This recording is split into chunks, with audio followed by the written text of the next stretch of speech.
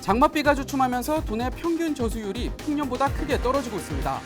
충남 서북부 지역의 가뭄 우려가 커지고 있습니다. 당진 성문면의 한 폐유 처리 공장에서 화재가 발생했습니다. 인명피해는 없었지만 기계와 설비 등이 불에 타 소방서 추산 1,800만 원의 재산 피해가 났습니다. 홍성 홍주읍성 관광 명소화를 위한 토론회가 열렸습니다. 전문가와 주민 등 100여 명이 참석한 토론회 현장을 카메라에 담았습니다. 충남도 교육청이 전국에서 처음으로 학교 자율형 종합 감사를 도입합니다. 교직원 스스로 점검하고 개선해 예방 시스템을 갖춰나가겠다는 계획입니다. 헬로티비 뉴스 충남 지금 시작합니다.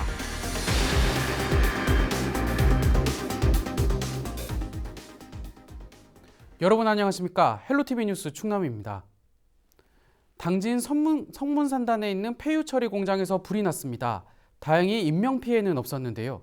서해안에선 낚시개 꼬릿과 선박 충돌 사고가 잇따랐습니다. 사건 사고 정선영 기자가 정리했습니다. 탱크가 온통 새카맣게 그을렸습니다. 곳곳에 기름 찌꺼기가 엉겨붙어 있습니다. 15일 저녁 7시 44분쯤 당진 성문면 통정리에 있는 한 폐유 처리 공장에서 화재가 났습니다. 인명피해는 없었지만 기계 설비 등이 불에 타 소방서 추산 1,800만 원 상당의 재산 피해가 발생했습니다. 소방당국은 관할 소방서의 인력과 장비를 총동원하는 대응 1단계를 발령하고 소방차 20여 대를 동원해 30분 만에 진화했습니다. 별문제 아니고요. 그냥 인명병도 없고 하니까 좀 더 정리만 하면 끝나는 거니까. 폭발은 아니에요. 폭발이면 저기 다 날아가죠. 그냥 여기 반응 나가지고 그냥 이런 거니까. 현재 경찰과 소방당국은 공장 관계자 등을 상대로 정확한 화재 원인을 조사 중입니다. 다행히 큰 피해는 없었지만 위험물을 취급하는 공장이었던 만큼 하마터면 대형 화재로 이어질 뻔했던 아찔한 순간이었습니다. 태안에선 밀물에 고립된 낚시객이 구조됐습니다. 태안해양경찰서는 15일 오후 1시 4분쯤 민어도 인근 갯바위에서 낚시를 하다 고립된 26살 서모 씨를 구조했다고 밝혔습니다. 서 씨는 혼자 낚시를 하다 물때를 놓치자 해경에 신고했습니다.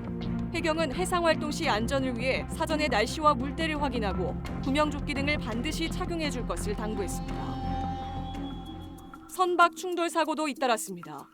16일 새벽 5시 반쯤 보령 5천면 황도해상에서 5,000톤급 상선과 35톤급 어선이 충돌했습니다. 다행히 인명피해나 기름 유출은 없었으며 어선 일부가 파손됐습니다. 해경은 두 선장을 대상으로 음주운항 여부를 측정한 결과 이상이 없었다며 정확한 사고 경위를 조사 중입니다. 헬로티비 뉴스 정선영입니다. 홍성 홍주읍성은 고려시대 이후부터 행정기관의 역할을 수행했던 곳입니다. 정확한 축성 연대는 알 수 없지만 무려 1000년 동안 지역에 자리해온 역사 깊은 곳인데요. 이런 홍주읍성을 관광 명소로 만들기 위한 토론회가 열렸습니다. 취재 김담비 기자입니다. 홍성군청 대강당을 100여 명의 주민들이 빽빽이 메웠습니다. 홍성의 중심이자 천년의 역사를 품고 있는 홍주읍성을 관광 명소화하기 위한 토론회에 참석하기 위해서입니다. 주민들은 홍주읍성은 홍성의 천년 역사가 압축된 상징물이라며 그 역사적 가치를 기억하기 위해 복원 사업이 추진돼야 한다고 의견을 모았습니다. 일제강점기 훼손된 홍주읍성을 원래 모습으로 되돌려야 한다는 겁니다. 천년의 두께만큼이나 문화유산도 많고 우리 지역에서 배출된 인물들도 정말 많지요. 자, 이 홍주읍성이 가지고 있는 매력적인 요소가 가지고 있음에도 불구하고 이것에 대한 정비와 복원 계획이라든지 앞으로 추진 방향이라든지 이것을 바탕으로 해서 어떻게 활성화할 수 있는 방안들을 모색하는 자리가 오늘 소중한 세미나 자리가 되겠습니다. 읍성 복원을 위해선 예산 확보가 관건이라는 지적도 나왔습니다. 2000년대 이후부터 홍주읍성의 모습을 되찾는 작업이 진행되어 왔지만 부족한 예산에 사업 추진이 부진했다는 이유입니다. 현재 일부만 문화재 구역으로 지정돼 있는 것도 문화재청과 협의를 통해 확대해야 한다는 의견입니다. 성이 위치해 있지만은 현실적으로 국가에서 지원해주는 액수가 좀 적다 보니까 이 홍성군에서는 군에서의 자체 계획을 종합 계획을 개발하고 우리가 이만큼 했으니까 정부에서도 이만큼 해주시오 하는 정확한 종합 계획을 세워서 진행했으면은 빨리 홍주읍성이 또 관광 명소로서 거듭나지 않을까. 이번 토론회를 마련한 홍성군 의회는 홍주읍성 복원을 통한 원도심 활성화를 기대했습니다. 내포 신도시 조성 이후 원도심 공동화가 우려되는 상황에서 홍주읍성이 복원된다면 관광객 유치를 통해 지역 경제에 활력을 불어넣을 수 있기 때문입니다. 또 군에서 추진하고 있는 양반마을 조성 등과 연계하면 홍주읍성 주변이 지역을 대표하는 랜드마크가 될 것으로 내다봤습니다.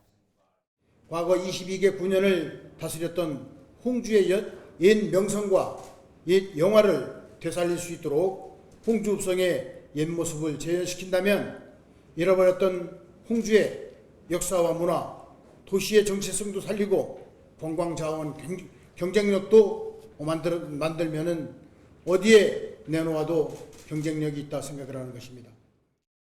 홍성군은 이날 토론회에서 나온 의견들을 모아 2020년 홍성 홍주읍성 종합정비 기본계획에 반영할 계획입니다. 헬로티비 뉴스 김담비입니다. 한국으로 시집온 외국인 여성들이 학대를 당하는 사례가 잇따르고 있습니다. 10명 중 4명이 한국인 남편으로부터 폭행당한 경험이 있다는 조사 결과도 있는데요.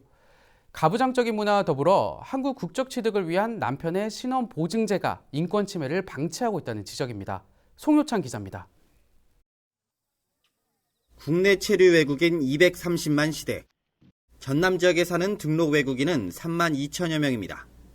이 가운데 5분의 1가량인 6,500여 명은 한국에 시집온 이른바 결혼 이주 여성입니다. 베트남 출신이 가장 많고 중국, 필리핀이 그 뒤를 차지합니다. 이주 여성들은 해마다 늘어나는데 이들의 인권은 여전히 사각지대에 놓여 있습니다. 남편이 이렇게 폭행하거나 그리고 여성분들이 이렇게 노동 피자로 한국에 오셔가지고 사업주가 아니면 같이 일하는 사람들이 성폭행 그런 사례도 많이 있습니다. 국가인권위원회가 발표한 자료를 보면 결혼 이주 여성의 42%가량이 가정폭력을 경험했습니다. 피해자 가운데 81%는 심리적 언어적 학대를 당했고 67% 이상은 성적인 학대를 당했습니다. 전문가들은 가부장적 인식을 이유로 꼽습니다. 특히 국적 취득 과정에서 여전히 남편의 신원보증을 요구하는 제도가 문제라는 지적이 많습니다.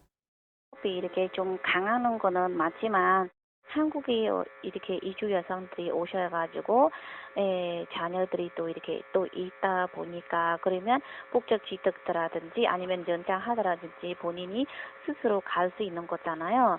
남편이 동의 안 하더라도 할 수 있으면 좋겠는데 그것도 안 되니까. 결국 이주 여성과 배우자 사이에 종속관계가 형성되면서 가정폭력을 키우게 된다는 겁니다. 여기에 언어 문제 등으로 외부의 도움을 요청하기 어려운 점도 꼽힙니다. 이주 여성들에 대한 남편의 폭력 근절을 위해선 여성 혼자서도 국적을 취득할 수 있도록 제도를 정비할 필요가 있어 보입니다. 헬로티비 뉴스 송희창입니다. 장마 기간이지만 비가 내리지 않으면서 충남 서북부 지역에 가뭄 우려가 커지고 있습니다. 충남도에 따르면 올해 1월부터 내린 누적 강수량은 237.2mm로 평년 대비 37% 수준에 그치고 있습니다.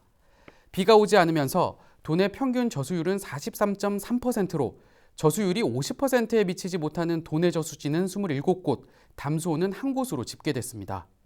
주요 저수지 저수율은 예당 저수지 35.4%, 대호호 26.5%이며 생활 공업용수를 공급하는 보령댐 저수율은 30.8%로 나타났습니다.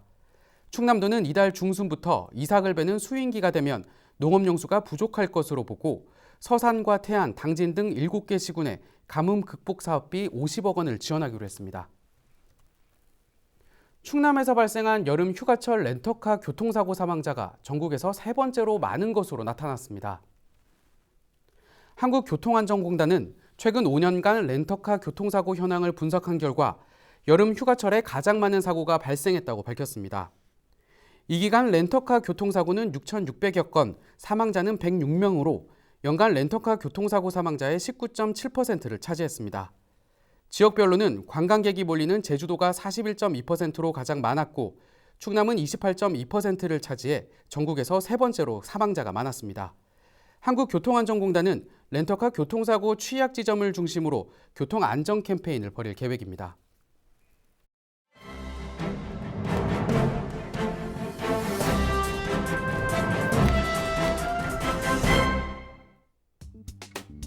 신문브리핑 충청투데이 기사입니다. 충남도가 국토부의 서해선 복선 전철과 신안산선 환승 계획에 우려를 표하며 대응 전략 마련에 나섰습니다. 15일 도에 따르면 앞서 국토부는 국회 국토교통위원회 송석준 의원에게 서해선 복선 전철 건설 현황과 향후 운행 계획을 제출했으며 최근 언론 보도를 통해 공개됐습니다. 해당 계획에는 서해선 복선 전철과 신안산선 복선 전철을 직결하지 않고 환승 체계로 운영한다는 내용이 포함됐으며 내부 자료에 그치는 것이 아니라 사업자인 넥스트레인과 협의도 마친 것으로 파악됐습니다. 서해선과 신안산선을 환승으로 운영한다면 기존 1시간 내로 전망됐던 홍성 서울 간 접근 시간이 늘어날 가능성이 크고 승객들의 이용 불편도 불가피할 것으로 예상돼 논란이 일고 있습니다. 여기에 당장 신안산선 복선 전철의 착공이 내달로 예상되면서 우려를 더하고 있는 모양새입니다. 이에 대해 국토부는 2015년 서해선 복선 전철 기공식 당시 발표된 자료에서 서해선과 신안산선의 연결을 연계로 표현해 직결을 의미한 것은 아니라고 주장했습니다. 하지만 반대로 연계라는 표현이 환승을 반드시 의미하지 않는다는 점에 대해서도 인정했습니다. 도는 이와 관련해 상식적으로 57분 만에 홍성에서 여의도까지 환승을 거쳐 이동할 수 없다는 점을 지적하고 있습니다. 앞서 발표된 자료에서 1시간 내 도착이 예상된 만큼 연계가 직결을 의미한다는 지적입니다. 도 관계자는 여지껏 환승이나 직결 얘기가 나온 적조차 없었고 접근 시간을 바탕으로 볼 때 서해선 차량이 서울로 진입하는 것이 당연하다고 봤다며 대응 전략과 논리를 개발한 뒤 의회 시군과 연대해 국토부에 건의할 계획이라고 말했습니다. 이와 별개로 앞서 철도시설공단은 2014년 대구까지 구간을 서해선과 환승 없이 직결 운행하기로 하면서 원시, 소사, 대곡 노선의 운행 차량과 승강장, 교량폭, 터널 단면 등 조정을 발표했습니다. 그러면서 앞으로 추진되는 철도 건설 사업의 경우 기존 노선과 환승 없이 연계 운행이 가능하도록 차량과 관련 시설을 통일하겠다고 입장을 밝힌 바 있습니다. 다음은 굿모닝 충청 기사입니다. 태안군의회가 고령운전자 교통사고 예방을 위한 지원조례 제정에 나섰습니다. 군의회에 따르면 전재욱 의원이 대표 발의한 조례에 대한 입법 예고를 지난 10일 홈페이지를 통해 했으며 17일까지 관련 의견을 접수 중입니다. 구체적으로 살펴보면 고령운전자란 운전면허를 받은 사람 중에 군에 주민등록을 두고 거주하는 70세 이상 어르신을 말합니다. 태안 지역 70세 이상 고령운전자는 약 9,300명에 달하는 것으로 추산되고 있습니다. 군의 전체 인구가 약 6만 3천 명이라는 점에서 적지 않은 숫자라 알 수 있는데요. 또한 군수는 고령운전자의 교통사고 예방을 위해 적극 노력해야 하며 이를 위해 교통안전 관련 체험교육 등을 실시할 수 있도록 하고 있습니다. 다음으로 고령운전자는 차량 전면 또는 후면에 관련 스티커를 부착하고 운전할 수 있고 군수가 스티커 제작을 지원할 수 있도록 했습니다. 특히 도로교통법 제93조에 따라 군수는 고령운전자가 자신의 운전면허를 자진 반납할 경우 예산 범위 내에서 대중교통 이용 지원 등 필요한 경비를 지원할 수 있도록 하고 있습니다. 타 시군의 사례를 놓고 볼 때 태안 사랑 상품권 10만 원 안팎이 지원될 것으로 전망되고 있습니다. 지금까지 신문브리핑이었습니다.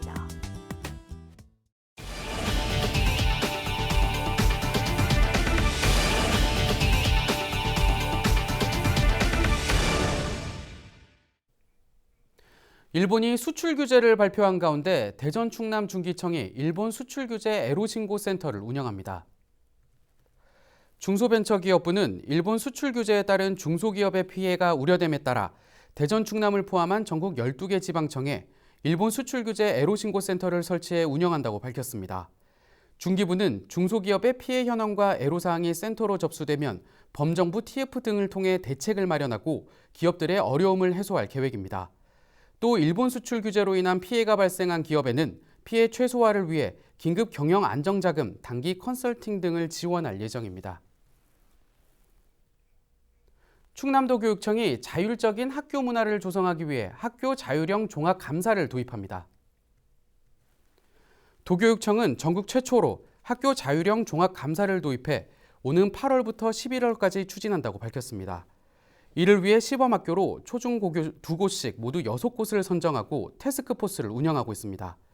학교 자율형 종합감사는 자체적으로 감사반을 편성하고 학교 전반적인 업무에 대해 교직원 스스로 점검하고 개선해 지적이나 처분 위주의 감사가 아닌 예방 시스템을 갖출 수 있도록 하는 제도입니다. 구체적으로는 자기점검과 학교 내부 감사반에 의한 교차 점검, 학교에서 위촉한 외부 감사반에 의한 외부 점검을 차례로 거치게 됩니다. 서산시의회가 16일 제244회 임시회를 개회하고 일주일간 의사일정에 들어갔습니다. 첫날 열린 본회의에선 최기정 의원이 5분 발언을 통해 스포츠 마케팅의 필요성을 강조했습니다. 최 의원은 경쟁력 있는 국내외 스포츠 대회를 유치해 지역경제 활성화에 나서줄 것을 집행부에 주문했습니다. 오는 22일까지 열리는 이번 임시회 기간 시의회는 서산시 남북교류협력에 관한 조례안과 공중화장실 등 불법 촬영 예방 조례안, 고령운전자 교통사고 예방 조례안 등 11개의 안건을 처리할 예정입니다.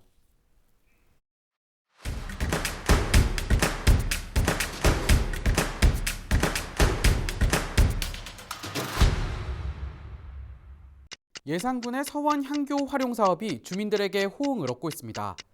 예산 향교에서는 효와 충 등 전통 예절을 재해석하고 다양한 문화 콘텐츠를 발굴해 3년째 생활 유교 교육을 실시하고 있는데요. 올해 하반기에는 전통 건축과 대목장을 체험하는 프로그램도 진행할 계획입니다. 충남도의회 농업경제환경위원회가 16일 경기도 부천에 있는 경기도 일자리재단을 방문했습니다. 이날 현장 방문은 충남도에서 준비 중인 가칭 충남일자리진흥원 설립에 대비해 전국 최초로 일자리재단을 설립한 경기도 사례를 파악하기 위해 이뤄졌는데요. 의원들은 경기도 일자리재단의 운영 현황 등을 청취하고 다양한 질문을 이어갔습니다. 태안군의회가 16일 군청 소회의실에서 올해 하반기 의정자문위원회 회의를 개최했습니다. 의정자문위원회는 급변하는 행정환경에 보다 적극적으로 대응하기 위해 관련 조례를 근거로 운영되고 있는데요. 이번 회의에는 김기두 의장을 비롯한 군의원과 자문위원회 위원 등 30여 명이 참석해 의정활동에 대한 자문과 논의를 진행했습니다.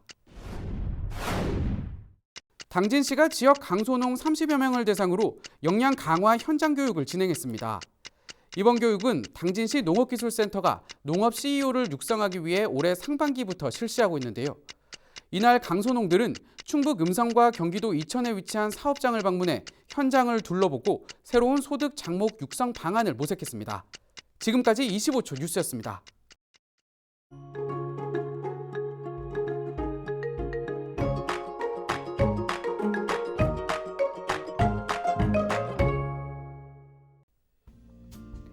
날씨와 생활입니다. 수요일 충남 지역 막다가 오후부터 구름 많아지겠습니다. 장맛비 주춤하는 대신 덥겠습니다. 내륙 중심으로 낮 기온 크게 올라 건강관리에 유의하셔야겠습니다. 수요일 아침 최저 기온은 21도, 낮 최고 기온은 30도를 보이겠습니다. 자세한 우리 지역 날씨입니다. 아침 최저 기온은 청양이 19도, 당진과 서산, 태안, 홍성, 예산은 21도로 예상됩니다. 낮 최고 기온은 홍성과 예산, 청양이 30도, 당진과 서산, 태안이 29도를 보이겠습니다. 다음으로 생활지수입니다. 수요일 충남 지역 구름 많고 흐릴 것으로 예상되는 만큼 빨래는 실내에서 말리시길 바랍니다. 외출하기에는 좋은 날씨 되겠는데요. 다만 자외선 지수 높습니다. 차단 크림이나 모자 등으로 대비 잘 해주시기 바랍니다. 우리 지역 주간 날씨 살펴봅니다. 장마전선의 영향으로 목요일과 금요일에는 장맛비가 오겠고 그 밖의 날은 고기압 가장자리에 들어 구름 많은 날이 많겠습니다. 기온은 평년과 비슷하겠습니다. 이어서 우리 지역 바다 날씨 살펴봅니다. 서해 중부 해상 구름 많겠고 서해 남부는 구름 많다 비가 오겠습니다. 바다의 물결은 서해 중부 0.5, 서해 남부 0.5에서 1m로 일겠습니다. 지금까지 날씨 전해드렸습니다. 헬로티비 뉴스 충남은 지역 주민 여러분과 함께 만들어가는 방송입니다. 평소 궁금한 내용이나 알리고 싶은 소식, 또 생활 속 민원사항이 있다면 언제든 제보해 주시기 바랍니다. 오늘 저희가 준비한 소식은 여기까지입니다. 저희는 언제나 지역 주민 여러분 곁에 있겠습니다. 함께해 주신 여러분 고맙습니다.